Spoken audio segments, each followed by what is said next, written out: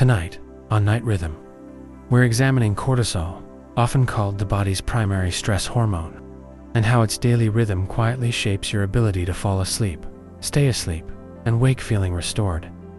This is not simply about stress. It is about timing, regulation, and biological sequencing.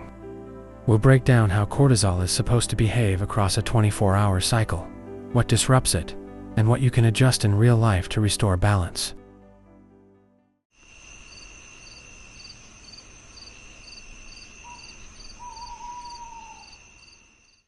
Cortisol is produced by the adrenal glands under the direction of the hypothalamic pituitary adrenal axis.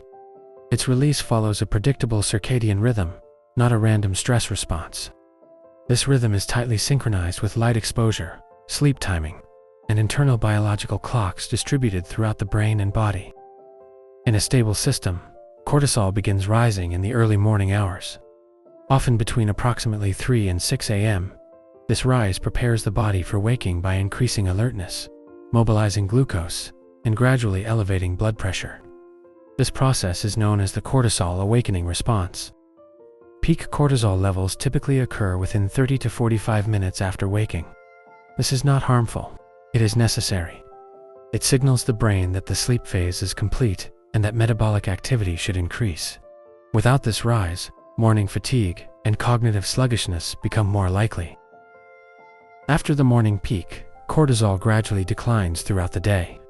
By late evening, levels should be at their lowest point. This decline allows melatonin, the hormone associated with sleep onset, to increase. These two hormones operate in opposition, maintaining a structured daily rhythm. When cortisol remains elevated into the evening, this balance is disrupted. The brain interprets high cortisol as a signal of wakefulness or potential threat. As a result, melatonin release is delayed or suppressed, making it more difficult to initiate sleep. This pattern often appears as tired but wired. The body feels physically fatigued, but the mind remains alert. Heart rate may stay slightly elevated.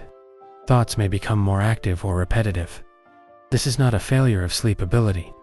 It is a timing conflict between hormonal signals. Several common behaviors can shift cortisol later into the evening. Late exposure to bright light, particularly blue-enriched light from screens, can delay the natural decline. The brain interprets this light as daytime input, sustaining alertness signals. Psychological stress is another major contributor.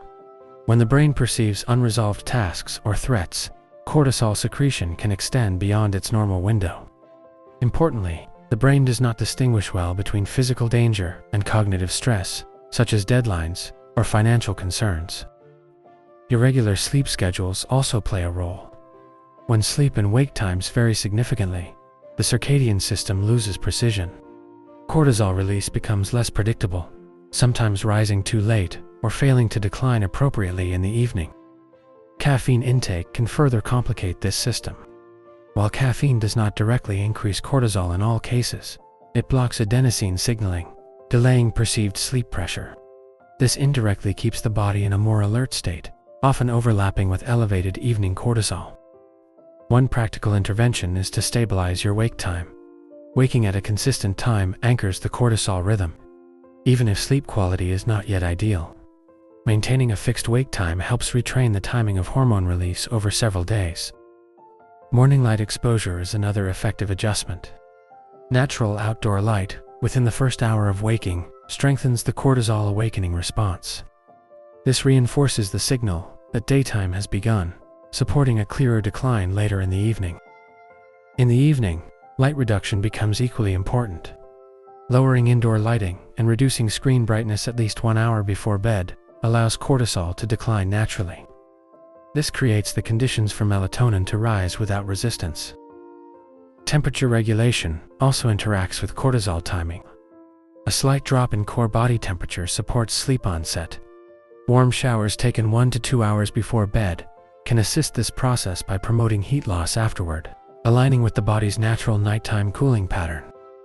Cognitive load should be managed deliberately. Writing down next day tasks or unresolved concerns before bed reduces mental carryover.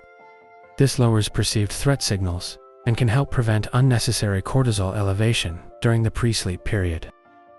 Breathing techniques can influence the autonomic nervous system. Slow, controlled breathing, such as inhaling for 4 seconds and exhaling for 6, can reduce sympathetic activation. This shift signals safety to the brain, indirectly supporting cortisol reduction. Physical activity earlier in the day can improve cortisol regulation. Exercise temporarily increases cortisol, but it also enhances the amplitude of the daily rhythm. When timed properly, preferably earlier rather than late evening, it contributes to a more defined rise and fall pattern. It is important to note that cortisol itself is not harmful. Chronic dysregulation is the issue. A well-timed cortisol rhythm supports energy, focus, immune function, and metabolic balance. The goal is not suppression, but proper alignment with the circadian cycle. If sleep difficulties persist, despite behavioral adjustments, further evaluation may be warranted. Conditions such as chronic stress disorders or disrupted circadian rhythms can require structured interventions, including cognitive behavioral therapy for insomnia or clinical guidance. Thank you for spending this time with Night Rhythm. Cortisol is often misunderstood as a problem to eliminate, when in reality it is a system to regulate. When its timing is restored, sleep becomes less of a struggle and more of a predictable biological outcome. Tonight, observe your own pattern. Notice when your mind becomes most alert and when fatigue begins to emerge. These signals reflect internal timing, not weakness. Small adjustments to light, routine, and stress exposure can gradually shift this rhythm. The final point is this: sleep is not forced, it is permitted. When cortisol declines at the right time, the body transitions naturally into rest. Protect that timing, and the system will do the work it was designed to do.